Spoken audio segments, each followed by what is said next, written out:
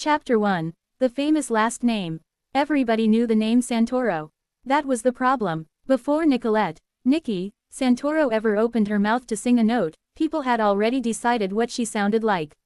Spoiled, connected, manufactured, and, according to one particularly nasty gossip columnist, a pretty little princess playing with daddy's microphone. Nikki nearly choked on her coffee when she read that one.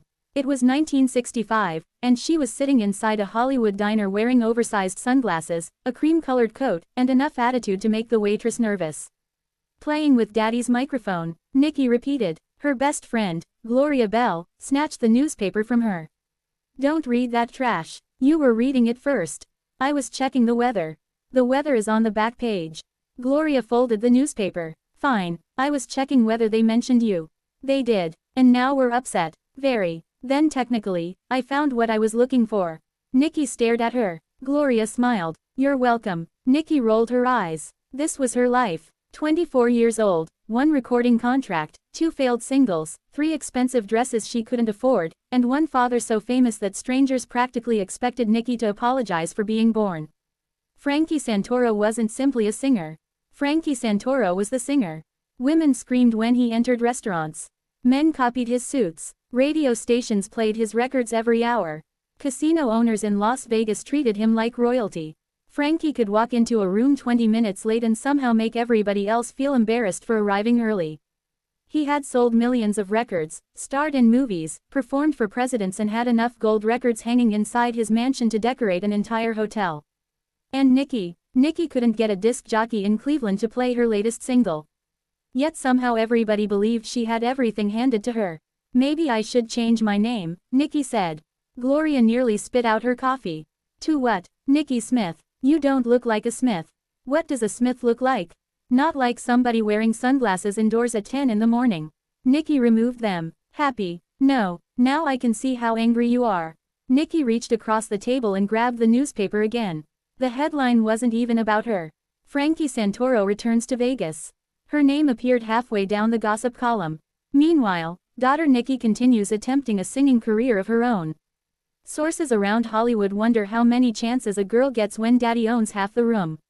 Nikki slammed the newspaper down. I have had 2 chances. Gloria looked around. Keep your voice down. No, they make it sound like I've released 20 albums. A man at the counter turned around. Nikki pointed at him. And you can turn back around. He immediately faced his breakfast. Gloria started laughing. This isn't funny. It is a little funny. Nikki hated admitting that Gloria was right. But beneath the jokes, something hurt. Nikki had spent years trying to convince people that she could sing. She practiced until her throat hurt. She studied phrasing. She listened to jazz singers, blues singers, pop singers and women whose voices could make a grown man reconsider every bad decision he'd ever made. She wanted her own sound. Her own audience. Her own name. Unfortunately, she already had one of the biggest names in show business.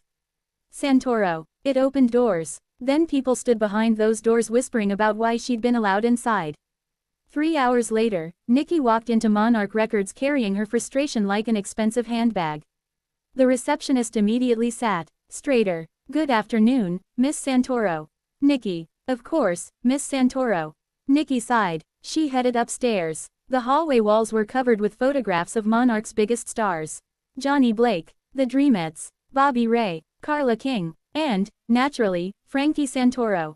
His photograph was twice the size of everybody else's. Nikki stopped in front of it. Her father stared back wearing a tuxedo and that famous half-smile.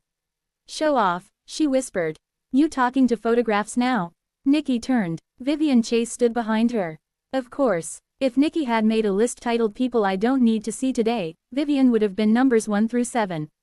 Vivian was 26, beautiful, talented and permanently irritated. She'd released 3 singles on Monarch. 1 had reached the top 20. That achievement had apparently given Vivian the confidence of a woman with 12 Grammys. Hello, Vivian. Nicolette. Nikki. I know. Vivian smiled. Fake. Nikki smiled back. Faker. Vivian looked at Frankie's photograph.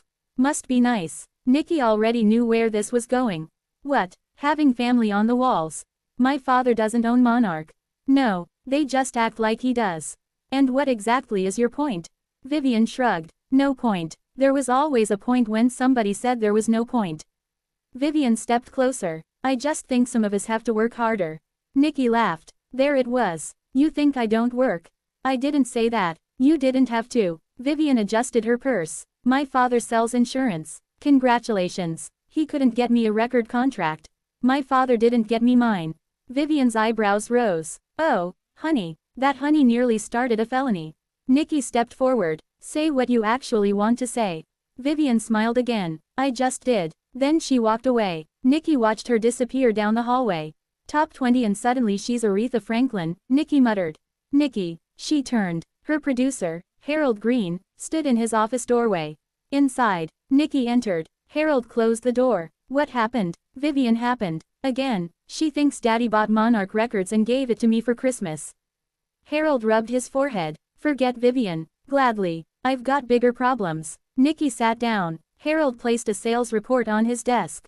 Her stomach dropped. She already knew. How bad? Your single isn't moving. Radio. Barely. Los Angeles. Nothing. New York. Almost nothing. Detroit. Harold paused. Nikki leaned forward. Detroit likes me. Detroit returned several copies. Nikki fell back into the chair.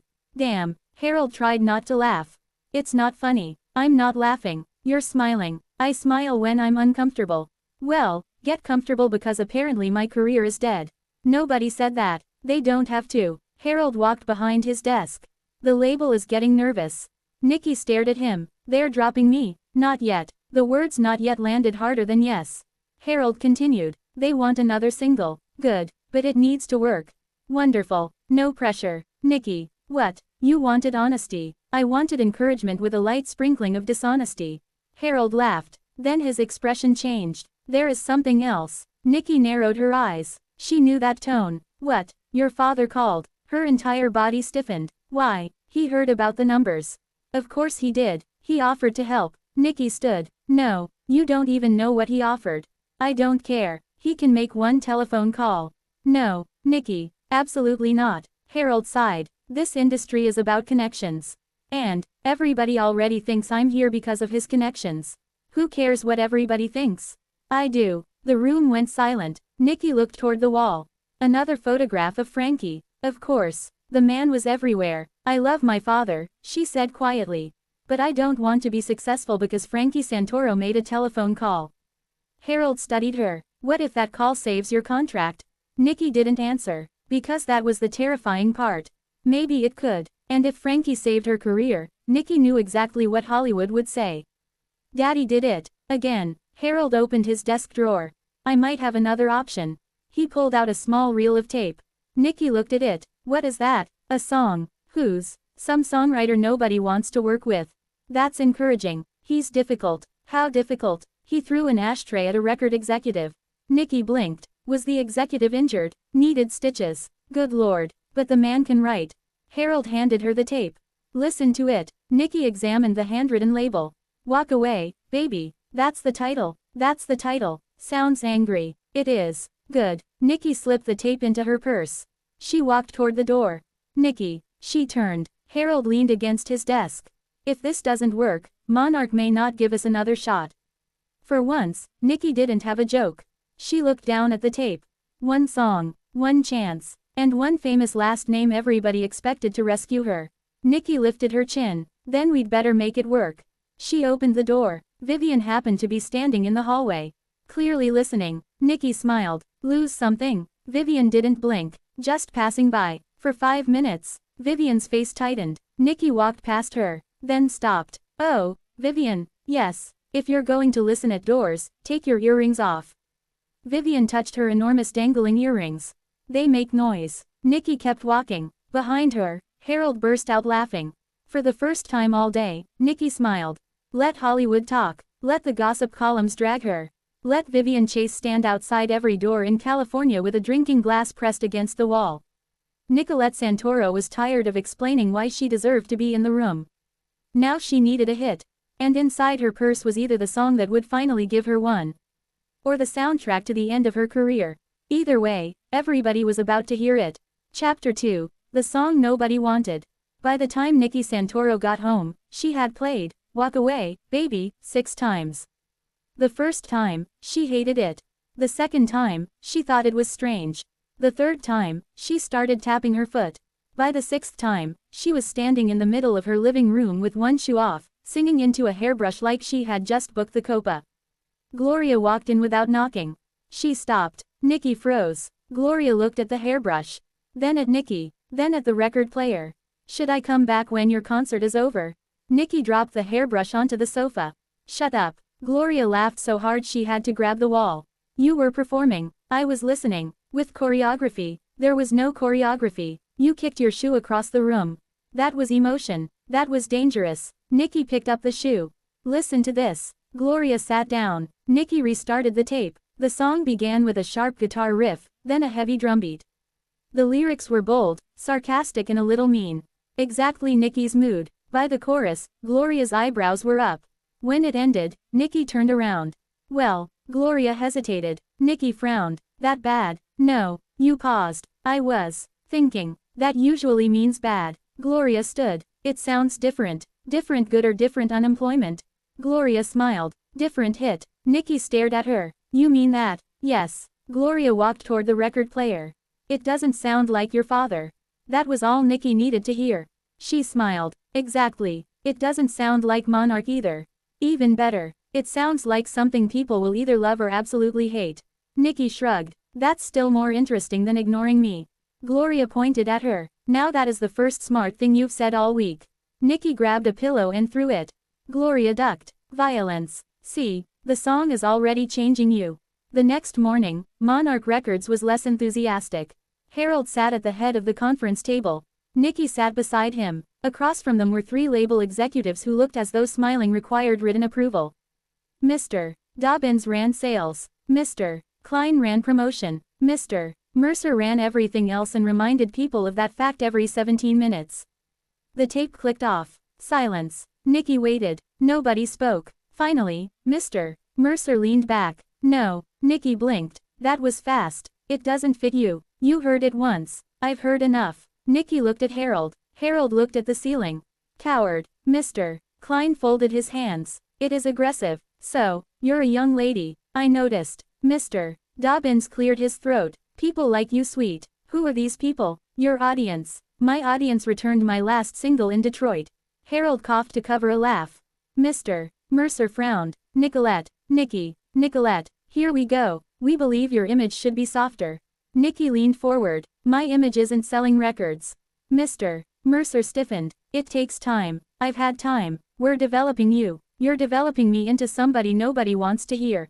The room went cold. Harold slowly removed his glasses. Nikki knew she should stop. She did not. My father already sings standards.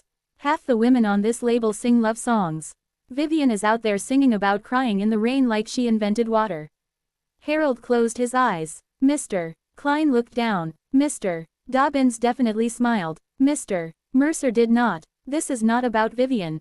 Everything around here somehow becomes about Vivian. As if summoned by the devil himself, there was a knock at the door.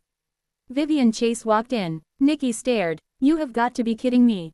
Vivian smiled. Am I interrupting? Yes, Nikki said. No, Mr. Mercer said. They looked at each other.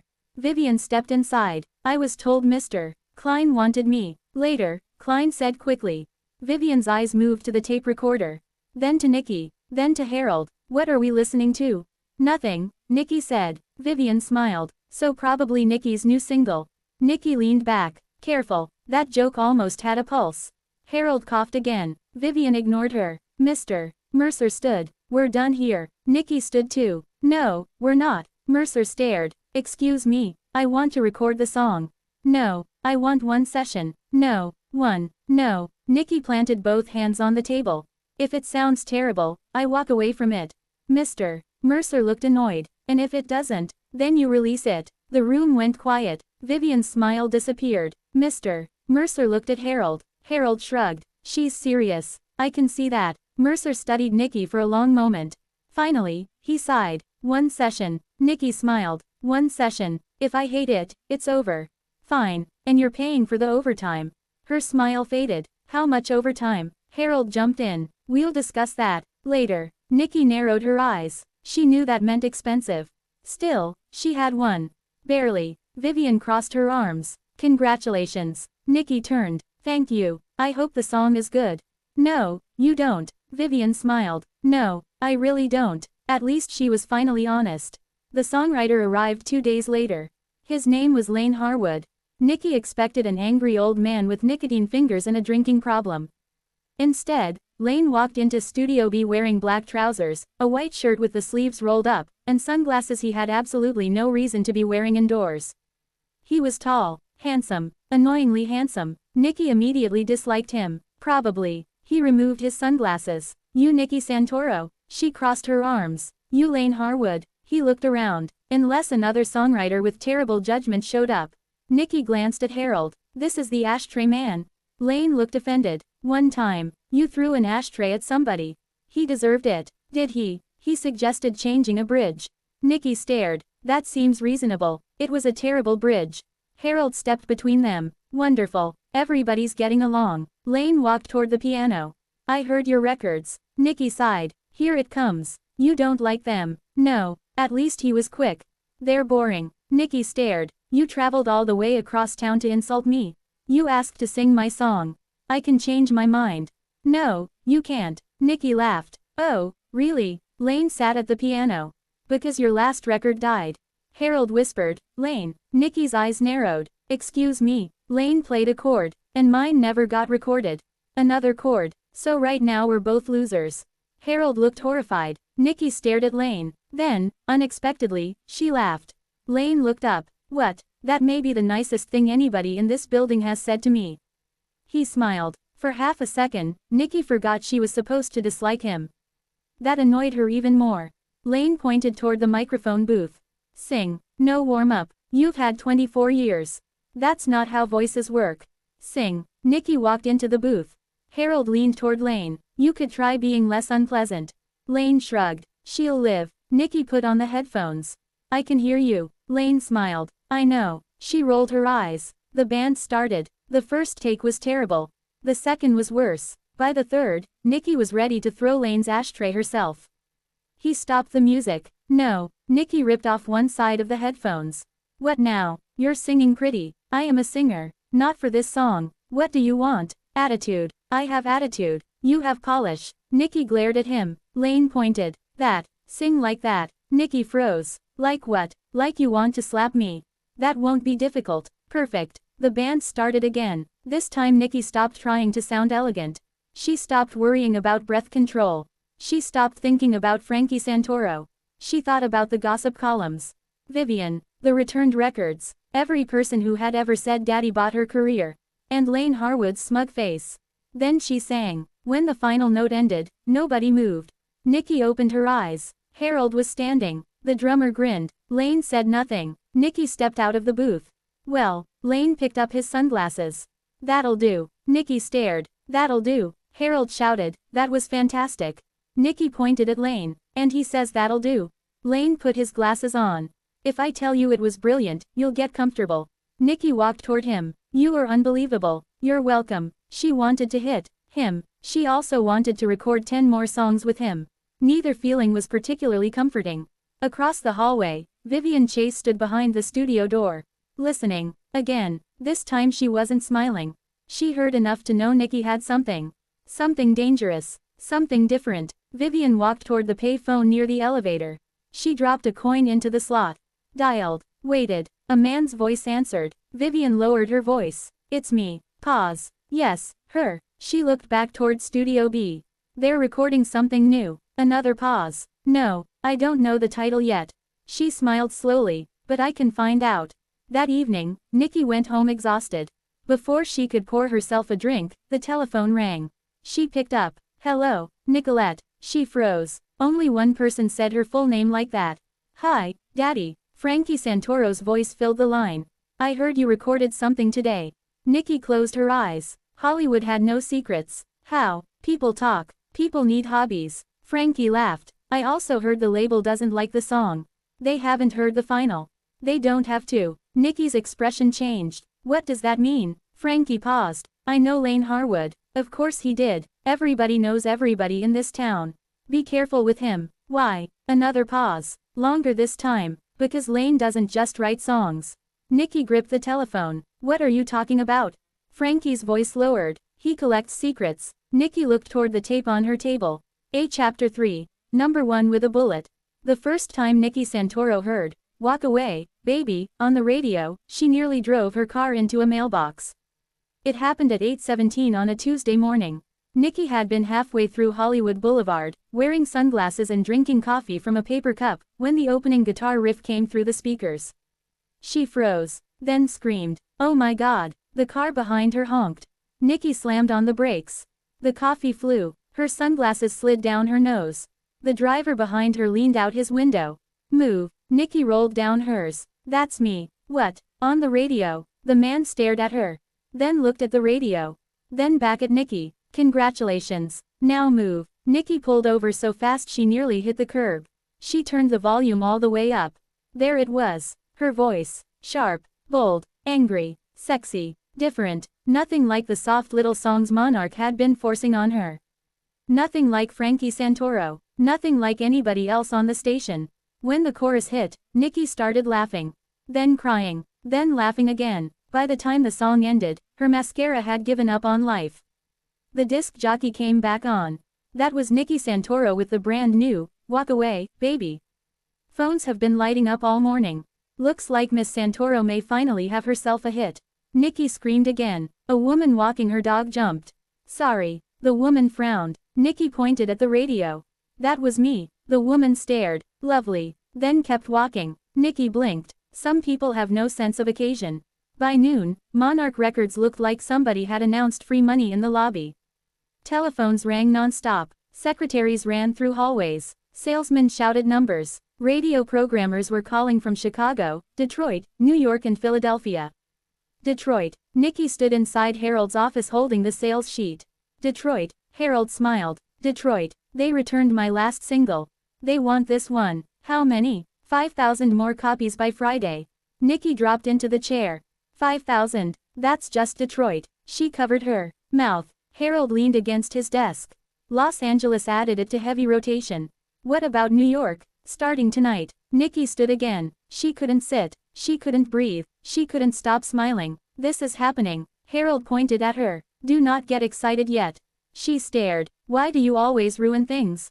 I'm protecting you. From joy. From this business. Nikki rolled her eyes. Harold handed her another sheet.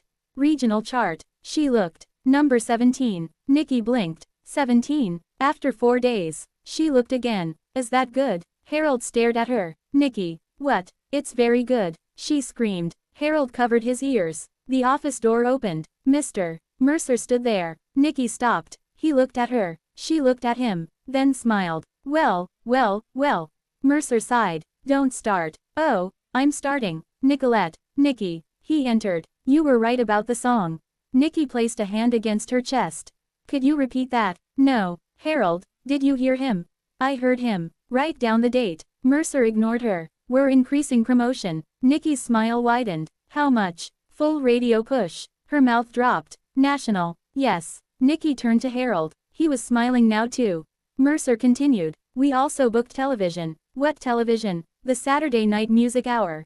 Nikki went silent. That was not some small local program. That was the show. Every major singer in America wanted that stage. You're serious? Yes. Nikki stared at him. Last week you hated the song. I still don't love it. Then why are you sending me on television? Because America loves it. Nikki grinned. That sounds like your problem. Mercer almost smiled. Almost. Then he pointed at her.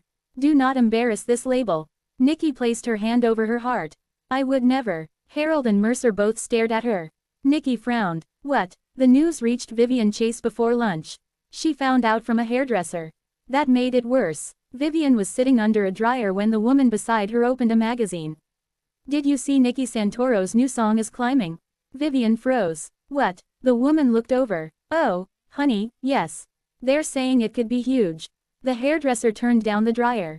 You know Nikki. Vivian smiled tightly. We're on the same label. The woman's eyes widened. Really? Yes. Are you friends? Vivian took a long pause. Something like that. The hairdresser smiled. She seems sweet. Vivian nearly laughed out loud. Sweet. Nikki. That woman had clearly never met her. The woman with the magazine kept reading. It says here she's doing television next week. Vivian sat up. What television? The Saturday Night Music Hour. The dryer nearly fell off Vivian's head.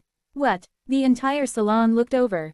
Vivian forced a smile. That's wonderful. It was not wonderful, it was a disaster. She had been with Monarch longer. She had charted first. She had done every stupid photo shoot, radio interview and department store appearance they had asked for. And now Nikki Santoro gets one strange little song, shakes her hair around, and suddenly everybody acts like Judy Garland has been resurrected. Absolutely not. Vivian reached into her purse. Excuse me. She walked toward the pay phone near the restroom. She dialed the same number as before. The man answered. It's happening, Vivian whispered. Pause. Yes. Another pause. They booked television. Her eyes narrowed. No, we need to move faster. The voice on the other end said something. Vivian listened, then slowly smiled. That could work. That evening, Nikki walked into Frankie Santoro's house and immediately knew he already knew. Frankie was in the living room pouring himself a drink. He didn't turn around. Number 17. Nikki smiled. You heard. The whole town heard. She dropped her purse onto the sofa. Detroit ordered 5,000. Frankie turned. A proud smile crossed his face. That's my girl. For 1 second, Nikki let herself enjoy it. She walked over and hugged him. Frankie kissed her forehead. I'm proud of you, even though you hate Lane. His expression shifted. Nikki noticed. There it is. What? That face. I don't have a face. You have several. That one means you're hiding something. Frankie poured another drink. Don't ruin your good news. Nikki crossed her arms. You called me and told me Lane collects secrets. He does. What secrets? Frankie said nothing. Nikki sighed. Daddy, Nicolette, stop saying my full name when you don't want to answer me. He looked at her. You should enjoy the moment. That's not an answer. No, so give me one. Frankie turned toward the window. Nikki waited. Finally, he spoke. Years ago, Lane wrote songs for me. Her eyebrows rose. You worked together. Briefly. How briefly? One album. Nikki stared. One album is not briefly. It ended badly. Why? Frankie took a drink. Because Lane believes songs belong to whoever writes them. Nikki frowned. They do. Frankie looked at her. No, they belong to whoever owns them.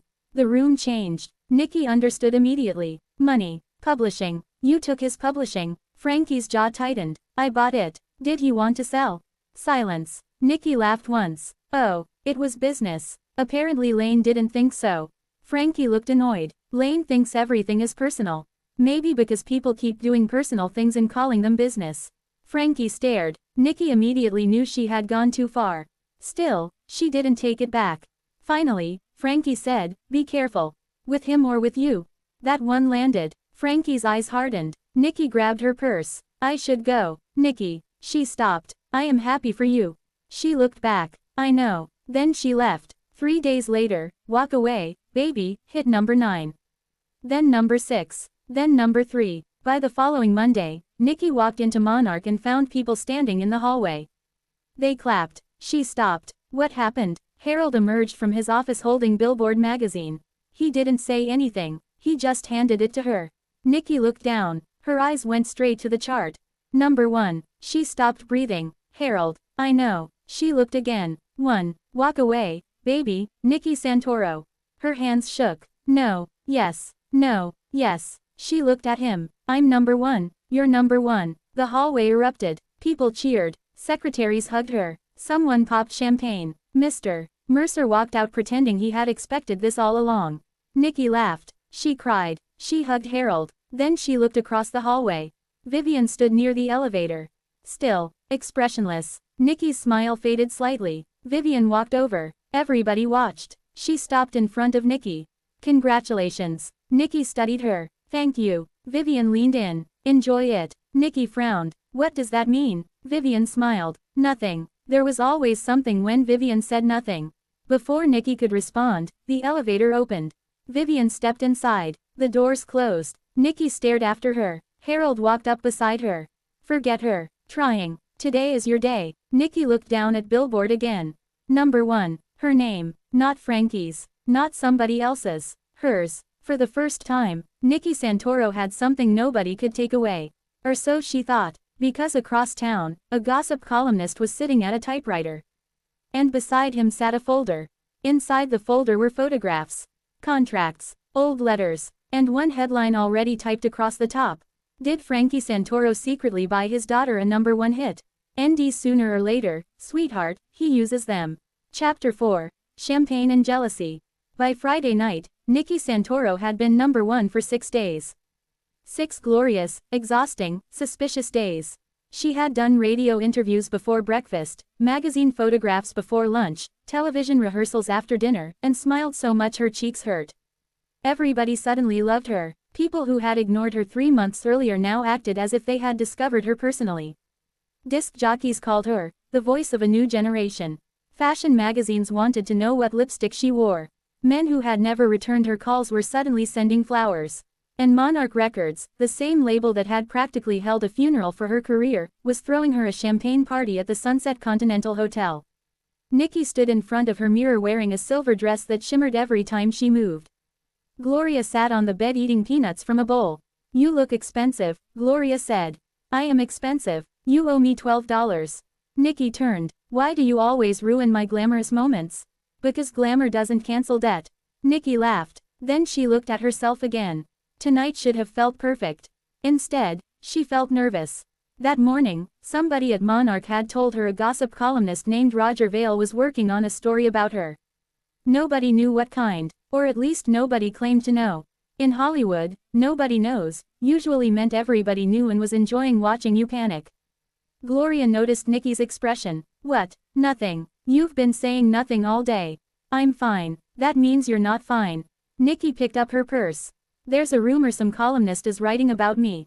"Good. Publicity." "Not that kind." "What kind?" "I don't know." Gloria stood. "Then why are you worried?" "Because happy gossip never comes in an envelope marked confidential." Gloria paused. "That is disturbingly specific." Nikki sighed. "Can we just go?" The Sunset Continental Ballroom looked like somebody had poured diamonds over the walls. Champagne towers, white roses, crystal chandeliers, a giant gold sign read, "Congratulations, Nikki Santoro, number 1.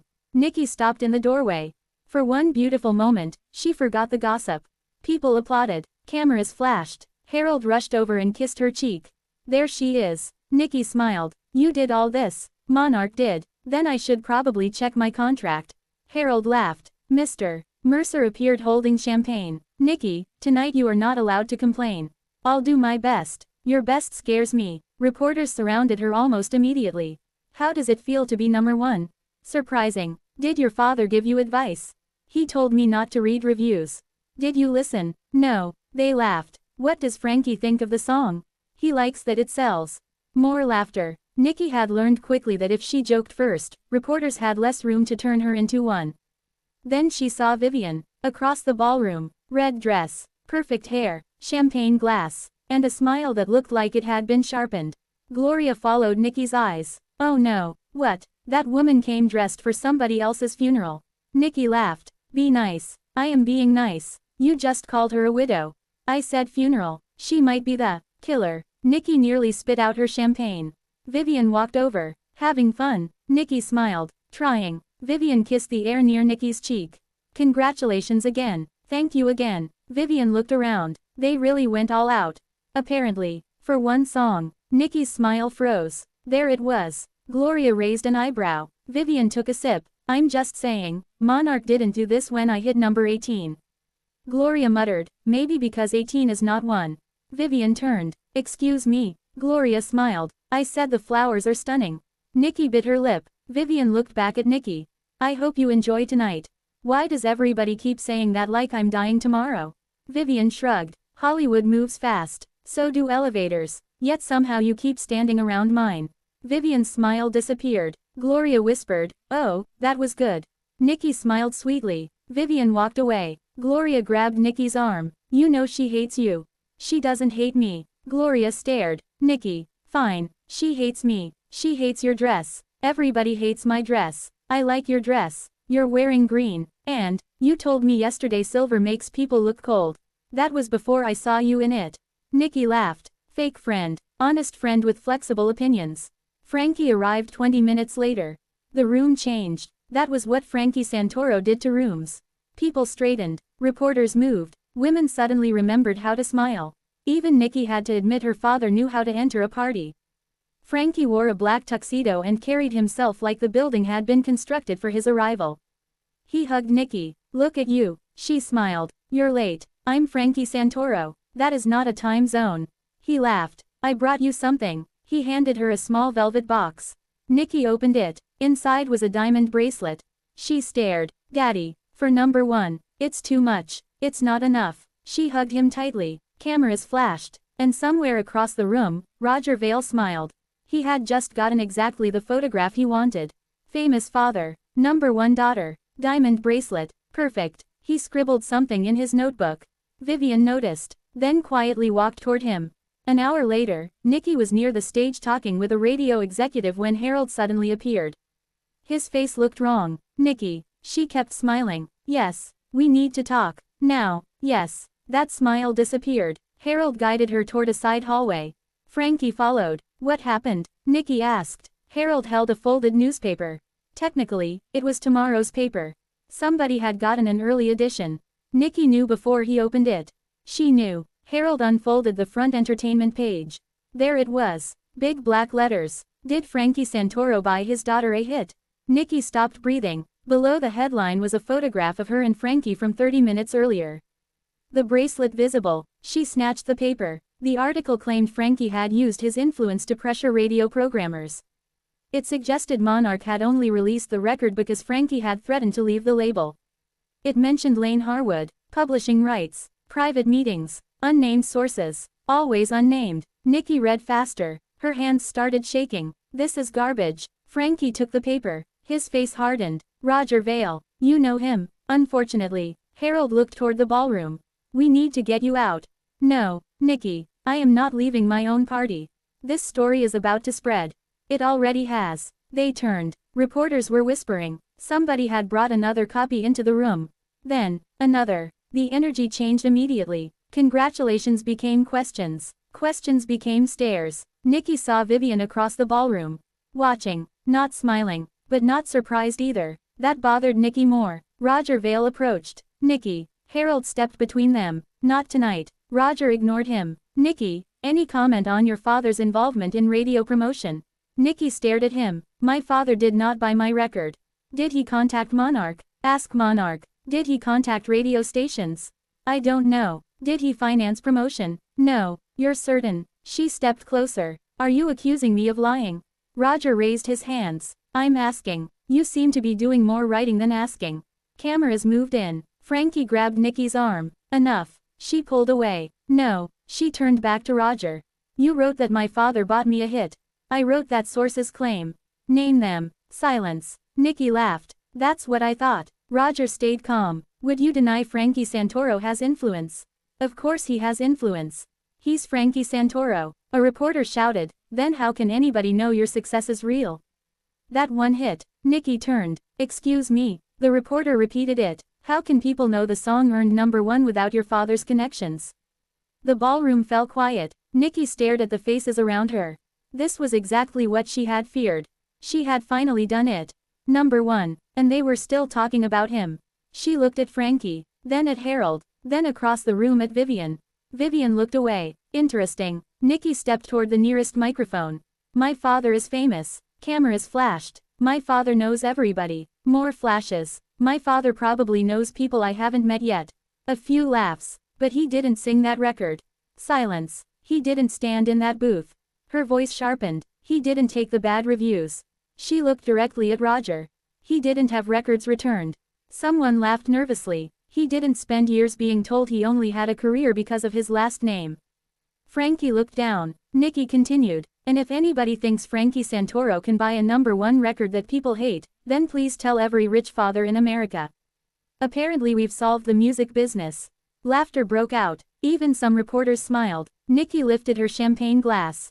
The song is number one because people bought it. She took a sip. And if that bothers anybody, buy somebody else's. She handed the microphone back. Gloria started clapping. Then Harold. Then more people. Soon the whole ballroom erupted. Nikki smiled. But her eyes stayed on Vivian. Because Vivian still wasn't clapping. Later, after the party thinned out, Nikki found Lane outside on the hotel balcony. He leaned against the railing smoking a cigarette. You knew? Nikki asked. He turned. About the article? Yes. No. She crossed her arms. You sure? Nikki. My father says you collect secrets. Lane laughed softly. Your father says a lot. Did you talk to Roger Vale? No. Did you talk to Vivian? He paused. Too long. Nikki noticed. You know Vivian? Lane took another drag. I've met her. That wasn't my question. Lane looked out over the city. Nikki stepped closer. How well do you know her? Before he could answer, Vivian's voice came from behind them. Very well. Nikki turned. Vivian stood in the doorway. Lane closed his eyes. Vivian. Nikki looked between them. Something inside her dropped. Vivian smiled. Not kindly. Not this time. You never told her. Nikki stared at Lane. Told me what? Lane crushed out his cigarette. This is not the place. Vivian laughed. Oh, now you care about privacy. Nikki's voice rose. Told me what? Vivian looked directly at her. Lane didn't write, walk away, baby, for you. Nikki went still. Vivian stepped onto the balcony. He wrote it for me. Silence. Nikki turned slowly toward Lane. He didn't deny it. And just like that, the champagne stopped tasting sweet. Chapter 5. The Family Secret. The words hung in the air like cigarette smoke. Lane didn't write, walk away, baby, for you. He wrote it for me. Nikki looked from Vivian to Lane, then back again. Nobody spoke. The music from the ballroom drifted onto the balcony, where people inside were still celebrating Nikki's #1 record. Outside, everything had stopped. Finally Nikki laughed. Not because anything was funny.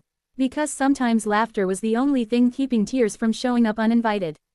Tell me she's lying. Lane rubbed the back of his neck. It's complicated. Nikki stared. I asked you a yes or no question. Vivian folded her arms. Oh, he's going to give you one of those tortured songwriter speeches.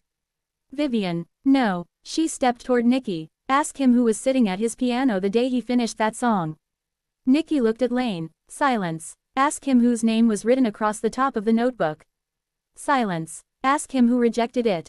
Lane finally spoke. You did. Vivian didn't even blink. I did. Nikki frowned. What? Vivian sighed dramatically. I hated the song. You, what? I thought it sounded cheap. Lane smiled bitterly. You called it a song for somebody wearing white boots with too much confidence. Vivian shrugged. I was wrong. You were cruel. I was honest. Nikki looked completely confused. Wait a minute. She pointed between them. You two actually worked together. Lane nodded. For almost a year. Vivian smiled. Before he became Hollywood's favorite difficult genius. I wasn't difficult. Vivian laughed. You threw an ashtray through my dressing room door. I missed. You weren't aiming at the door. Lane smiled. I said I missed. Even Nikki almost laughed. Almost. Then reality returned. So if Vivian turned the song down. Lane nodded. It became available. Yes. So why didn't you tell me? Lane looked at the city lights. Because I knew this would happen. What? You'd think the song wasn't yours. Nikki opened her mouth, then closed it. Because he wasn't wrong. The next morning every newspaper in Los Angeles had the same story. Only the headlines were different. Frankie's little girl, #1 OR bought #1. WHO really created Walk Away, Baby. Monarch Records looked like a building under siege. Telephones rang every 30 seconds. Reporters crowded the lobby. Television cameras parked outside. The receptionist had stopped answering questions. Instead she simply said, no comment, before anyone could finish asking. Harold was already pacing when Nikki arrived. You've got 3 television interviews cancelled. Wonderful. 2 magazines postponed. Even better. And your Saturday performance. Nikki's heart stopped. What about it? They're thinking. I hate when executives think. Harold nodded. So do I. Before Nikki could answer, Mr. Mercer stormed into the office. For the first time in history. His tie was crooked. This is a disaster. Nikki crossed her arms. No. Mercer looked at her. It isn't. No. It's all anybody is talking about. They're talking about me. They're accusing your father. They've been accusing my father my whole life. Mercer slammed a newspaper onto the desk. They're accusing this label. Nikki smiled. Slightly. Now you're listening. Mercer glared. This isn't funny. No. It could ruin everything. It could also sell another 100,000 records. The room went silent. Harold slowly smiled. Mercer noticed. Don't encourage her. Harold shrugged. She's not wrong. Mercer hated when people said that. Across town, Roger Vale was enjoying breakfast. Fresh coffee, buttered toast, 3 ringing telephones. Every editor in America suddenly wanted his story. Roger loved chaos. Chaos paid. His assistant entered. Someone's here. Roger didn't look up. Tell them I'm busy. They insist. A moment later, Frankie Santoro walked into the office. Roger sighed. I was wondering how long it would take. Frankie removed his gloves. I'd like a word. Roger smiled. Should I start recording? Frankie sat down. You've had your fun. I'm just reporting. No. Frankie leaned forward. You're guessing. Roger folded his hands. My sources are excellent. They're liars. Roger smiled wider. Then sue me. Frankie didn't move. Instead, he reached into his coat pocket and placed an old envelope on the desk. Roger looked at it. What is this? A reminder. Roger's smile faded. He slowly opened the envelope. Inside, photographs, contracts, letters. His expression changed immediately. You kept these. I keep everything. Roger swallowed. Frankie stood. You print one more lie about my daughter. He tapped the envelope. And I'll remind the world what kind of reporter you used to be. Roger said nothing. Frankie walked to the door. Without turning around, he spoke one last sentence. Some secrets should stay buried. Then he left. Roger stared at the envelope for a long time. Finally he whispered, damn. Meanwhile, Vivian was shopping. Retail therapy had always been her favorite sport. She entered an expensive boutique wearing oversized sunglasses in confidence. Unfortunately, so did Nikki. The two women nearly collided beside a rack of dresses. Vivian sighed dramatically. Oh, Nikki smiled. I was having such a nice day. You call this nice? I'm breathing. Vivian laughed. Fair. The saleswoman recognized them immediately. Oh my goodness. Here we go. You two sing together. Both women answered at the exact same time. No. The saleswoman blinked. Awkward. She quietly disappeared. Vivian picked up a dress. I really did reject the song. I know. I thought it was awful. I know. I regret it. Nikki studied her. Do you? Vivian hesitated. Then, for the first time, she looked honest. A little. Nikki nodded. I appreciate that. Vivian looked surprised. Really? No. Vivian rolled her eyes. I should have known. But, Nikki softened. You rejecting it doesn't make it any less my hit. Vivian looked down. I know. It just means you made a terrible business decision. Vivian laughed despite herself. You are impossible. So I've been told. For one brief moment, the tension disappeared. Then Vivian spoke again. People think I leaked the story. Nikki looked at her. Did you? Vivian didn't answer. She simply smiled. That answer was enough. Late that evening, Nikki returned to Frankie's mansion. This time, she wasn't leaving without answers. Frankie was sitting alone in his music room surrounded by gold records. Nikki closed the door. We're talking. Frankie nodded. I figured. She stood in front of him. Did you buy my career? No. Did you pressure Monarch? No. Did you call radio stations? No. Did you threaten anybody? Frankie smiled. Only one reporter. Nikki almost laughed. Almost. Then she noticed something. An old photograph sitting on the piano. Frankie. Lane. Another young songwriter. All smiling. She picked it up. When was this? Frankie's expression softened. 20 years ago. You were friends. The best. What happened? Frankie looked at the photograph for a long time. Then quietly said, I betrayed him. Nikki froze. You what? Frankie closed his eyes. When I was young, I wanted success more than friendship. He looked at his daughter. And I made a choice. What choice? I signed a contract. What contract? One that made me rich. His voice cracked, and left Lane with almost nothing. The room became painfully quiet. So Lane hates you. He has every right. Nikki sat down. You've known this whole time. Yes. You still let me work with him. I hoped. Frankie paused. You two might fix something I broke. Nikki stared at her father. For the first time, she didn't see Frankie Santoro the superstar. She saw a man carrying 20 years of guilt. Just then, the telephone rang. Frankie answered. His face immediately changed. Nikki. What? He slowly lowered the receiver. That was Monarch. Her stomach dropped. They've suspended your television appearance.